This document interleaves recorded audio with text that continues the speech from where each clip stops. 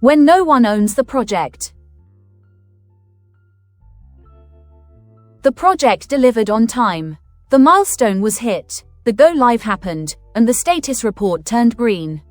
But ask anyone on that team what it felt like, and you get the same answer. Nobody knew who was in charge. Decisions took weeks. The project manager spent more time managing confusion than managing the project. Here is what happens when ownership is unclear. Every decision becomes a negotiation. People assume authority they do not have, or wait for authority that never arrives. The project manager escalates upward and gets silence. The sponsor assumes the team is handling it. And somewhere in that gap, the project loses weeks it cannot recover.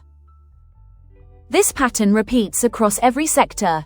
On a large ERP migration, 7 workstream leads shared accountability with no single decision maker above them. Issues escalated upward and vanished. On a financial services transformation, 3 senior sponsors had 3 different views of what the project was for. Nobody could override anyone. On a public sector facilities program, the project board met 4 times a year.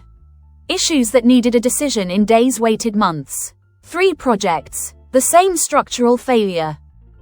The root cause is structural. Roles were assigned but not designed. Titles appeared on a governance chart but nobody defined what decisions each role could make, what it could escalate, or what it owned outright. That is precisely what the PRINCE2 Organisation practice exists to solve. 3 things drive this failure. First, roles are assigned rather than designed. A name goes on a chart but nobody defines what that role actually owns. Second, the project board becomes decorative. Sponsors are listed, meetings are scheduled, but real governance decisions never happen there. Third, accountability becomes collective. When 3 people share responsibility for a decision, the decision belongs to none of them. So what does the organization practice actually mean on a real project? It is not about drawing boxes and adding names. It is about defining 4 things clearly: who decides, who delivers, who assures the work is right, and who the whole project answers to when something goes wrong. A title is not accountability. You can have a sponsor, a project manager, and a steering committee and still have no one in charge. Real organization means every role has a defined boundary. What it owns, what it can decide without asking, what it must escalate, what it cannot do alone. When those boundaries are clear, the project can move. The organization practice needs to do 3 things in practice. First, define what each role can decide alone and what needs to go to the board. Second, make sure the project board has real authority, not just a reporting function. Third, represent all 3 interests, business, users, and suppliers, in the governance structure. When one voice dominates, the project drifts toward the wrong outcome.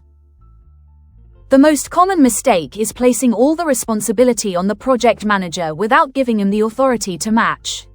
They are expected to hit milestones they cannot control. They manage resources that report to someone else. They escalate to a board that is not really governing. That is not a people problem. It is a structure problem. It goes wrong in 3 specific ways. The executive is listed but absent. When decisions need to be made, nobody picks up the escalation.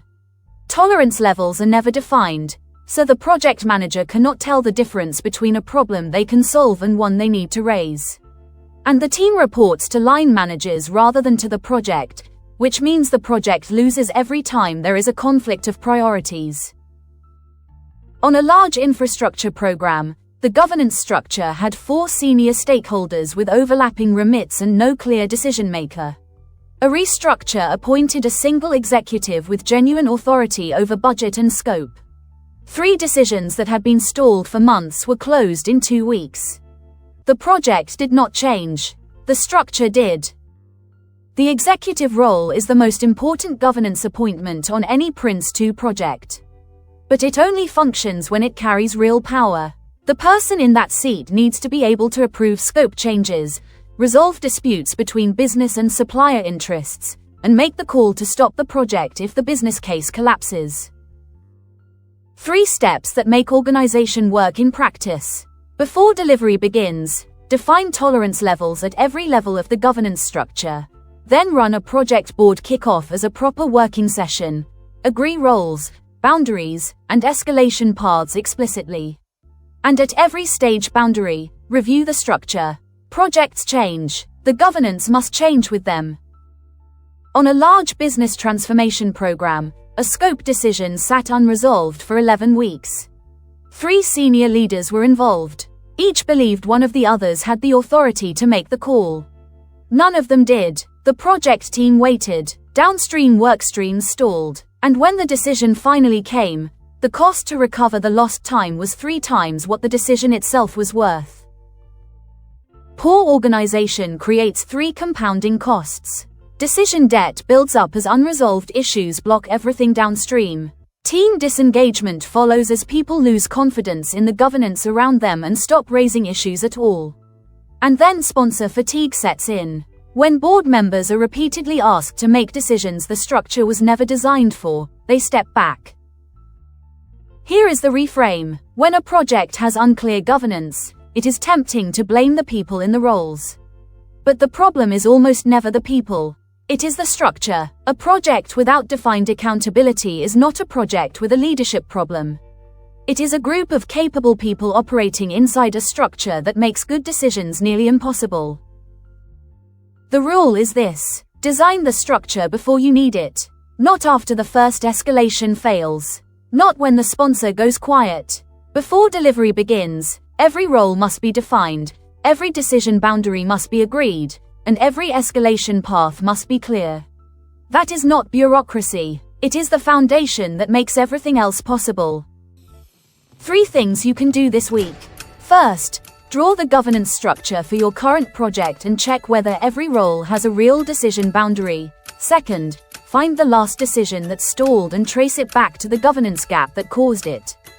Third, propose a working session with the project board to agree escalation paths before the next stage begins. If your current project has a governance structure that exists on paper but not in practice, this is the week to address it. You do not need a full restructure to start. One honest conversation with the executive about decision boundaries is enough to shift the dynamic. 3 ways to go further. First, what is the hardest governance decision you have faced on a real project? Leave a comment. Your experience is exactly what helps other project managers see the pattern earlier. Second, the Mimir PRINCE2 practitioner course shows you how to build governance that works on a real project, not just pass the exam. Third, this week, check every role in your governance structure. If any role has no defined decision boundary, that is where your next conversation starts. Share your experience.